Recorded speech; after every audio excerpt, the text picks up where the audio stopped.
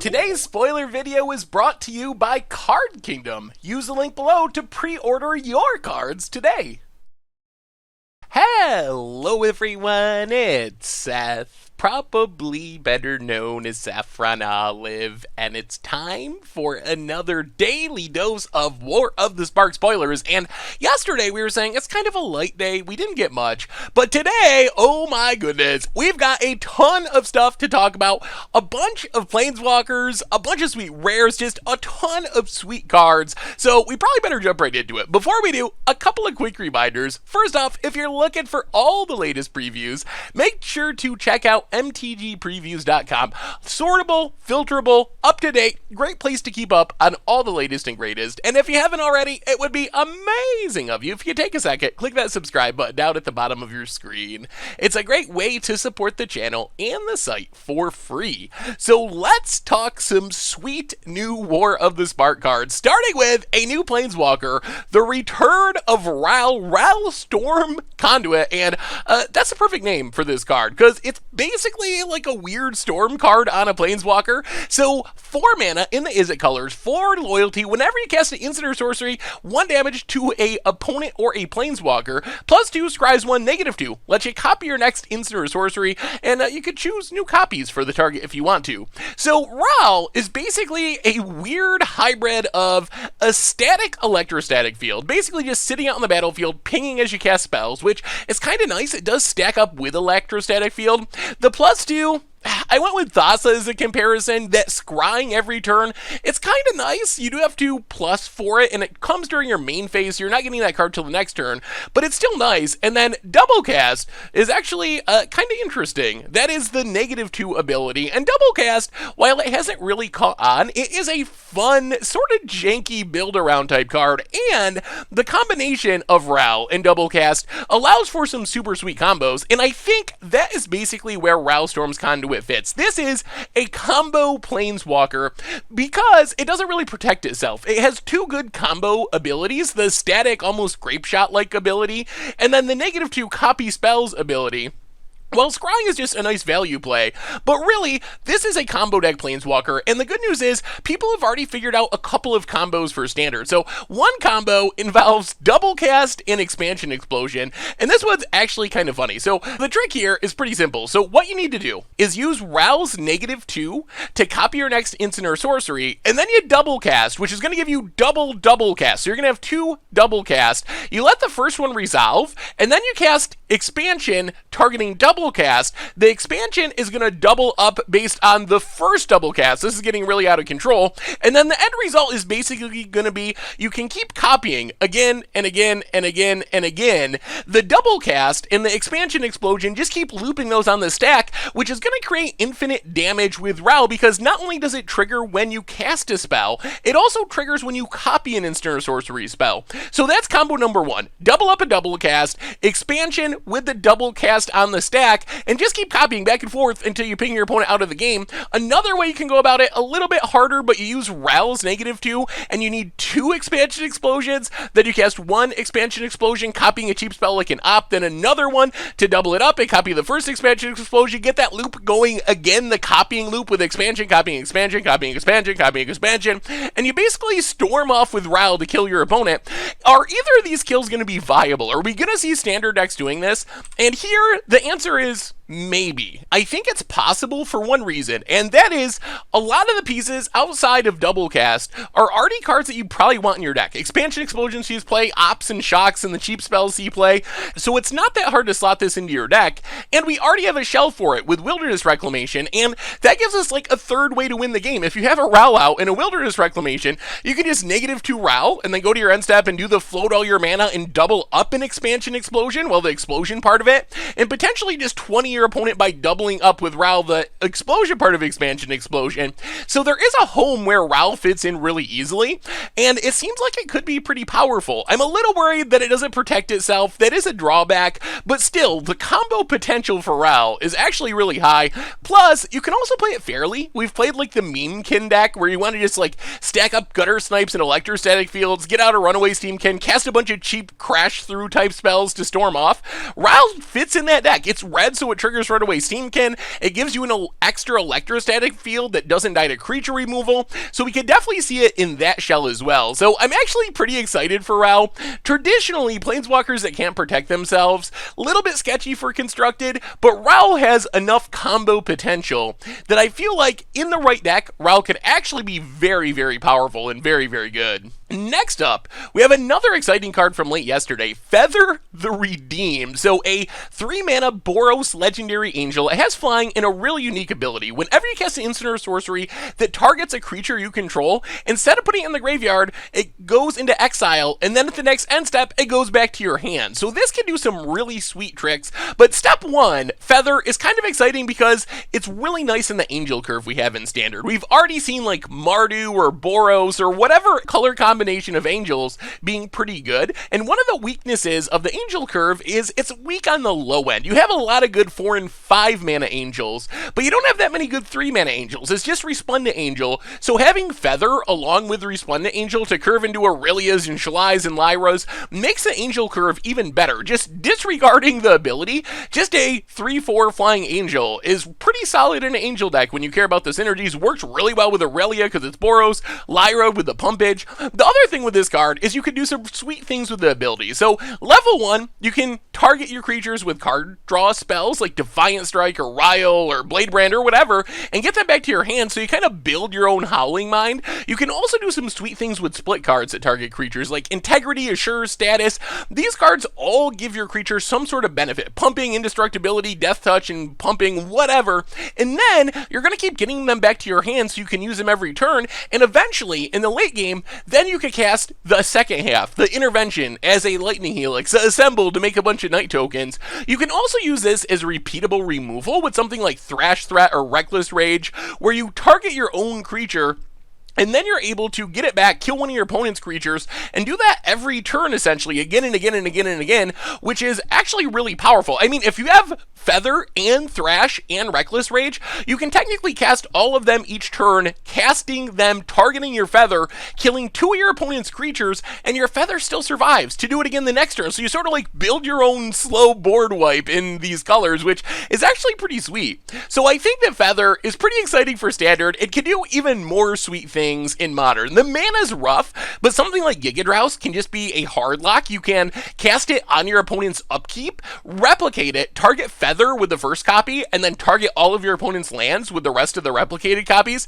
tap your opponent out, then you get it back, do it again the next turn, and just lock your opponent out of sorceries every turn. Cryptic Command sweet if you have like a token producer, like a Goblin Rabblemaster that makes a dork each turn. You can just bounce your token and then draw a card, or bounce that token and tap your opponent's creatures, whatever, so you can keep getting back the Cryptic. So we'll see. I don't know if that'll show up in Modern, but it is a spicy thing to build around. A cool commander as well, so just a really unique, super fun card. Next on our list, we got Parhelion II, and Parhelion II costs a lot of mana. 8 mana, 5/5 vehicle, flying first strike vigilance. When it attacks, you get to make 2 4/4 angels with flying and vigilance that are attacking 4 to crew. So this is basically like a Baneslayer angel mixed with a double Geist of St. Traft. The problem is it's 1,000,000 mana and 1,000,000 power to crew as well. So while you can do some things to cheat this into play, Thran's Temporal Gateway, reanimation like Trash for Treasure, that's only part of the puzzle. Because even if you manage to, like, Faithless Looting, Trash for Treasure, get it back, you still need 4 power worth of creatures to get Parhelion attacking and making those angels. So the payoff is actually great. Like, if you attack with this, you're hitting your opponent for 13 in the air, and those tokens stick around for the next turn. So you basically win in, like, 2 attacks, which is absurd, but I'm a little worried that the expense of Parhelion might keep it from seeing play. We don't really have any precedent for expensive vehicles showing up in Constructed. The vehicles that show up in Constructed, mostly 2 and 3 mana, a little bit 4 mana. We just haven't seen the big expensive ones with high crew costs actually show up and be good, but we'll see. Obviously, if you can get in 1 attack with this, it's insane. The question is, how often are you going to get to 8 mana and have 4 crew and not have your opponent or you be dead already? I don't know. So a super sweet flavorful card might be a little too expensive to show up in Constructed, even though it's obviously very powerful when you get to attack with it.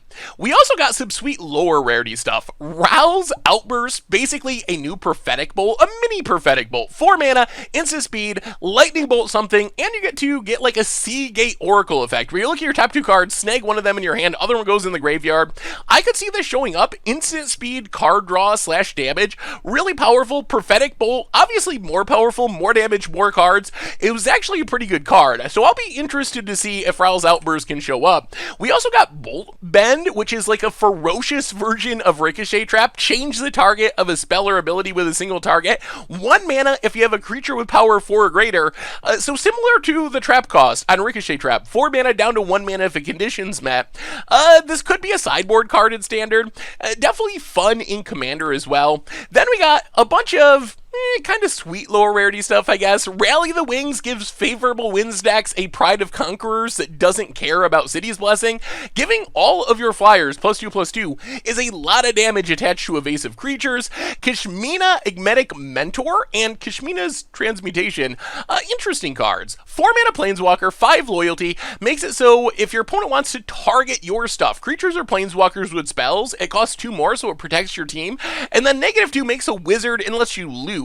And then Kishmana's Transmutation, actually a pretty solid removal spell for a blue deck. 2 mana enchantment, makes a creature lose all abilities and become a 1/1. So Kishmana, I don't know, is making it harder for your opponent to kill your creatures enough to make this show up in a deck? The answer is maybe, especially in a Wizards deck, and we have a lot of good Wizards in Standard. Atlas has been close to being good enough in aggro Wizards. Protecting Atlas is important in your other Wizards. We could even go Naban, kind of tricky control, double up your Trigger, Merfolk Trickster Wizards.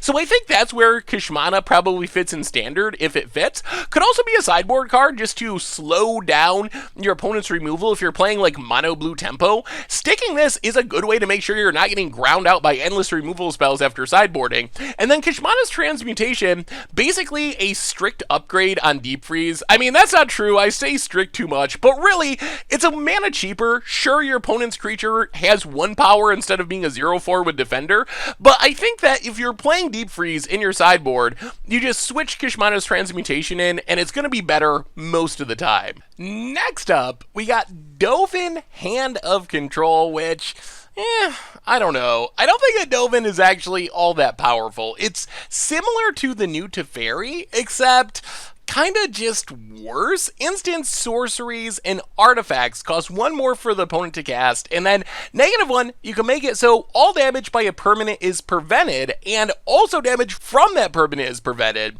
So I'm really not sure what you do with Dovin. I mean, it feels like a weird soft lock piece, kind of like a Tithe Taker, but it doesn't seem to really do all that much for its mana cost. It doesn't generate card advantage. I guess in a specific matchup with a ton of spells, it's a nice sideboard option. Like, it does slow down a Storm style deck or an Arclight Phoenix style deck. Taxing the spells is a nice benefit. So I guess it's a narrow sideboard card for those style of matchups, and we've seen some Storm-esque Planeswalkers showing up in War of the Spark, so maybe that's where it fits. But in general, I don't think this is a card you'll ever play in your main deck, but if the metagame gets too out of whack, too stormy, cast a bunch of spells in the same tourney, then Dovin could be an option to come in out of the sideboard and kind of hose those strategies. The Planeswalker Parade continues with a new Chandra. Chandra Fire Artisan.